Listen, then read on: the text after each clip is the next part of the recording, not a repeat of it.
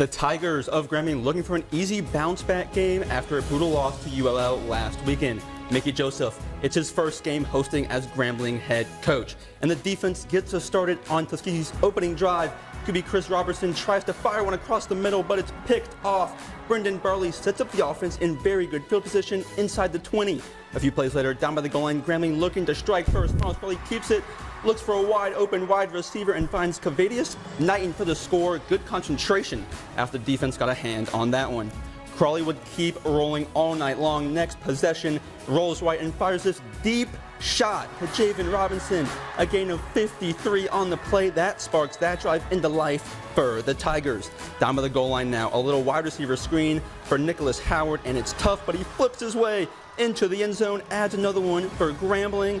The cheerleaders were all about the action going on tonight at Eddie G. Robinson Stadium. Close to halftime now, and it was no different. Here's one last TD for you guys, a jet sweep around the outside, and Tony Phillips walks it in.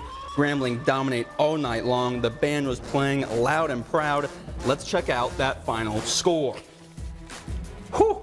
A blowout it was in the first half. Mickey Joseph gets his first win as head coach, and the bounce-back game works as it's supposed to right now. Tuskegee really had no chance, and a record day for Miles Crawley with 4 touchdowns and 304 passing yards.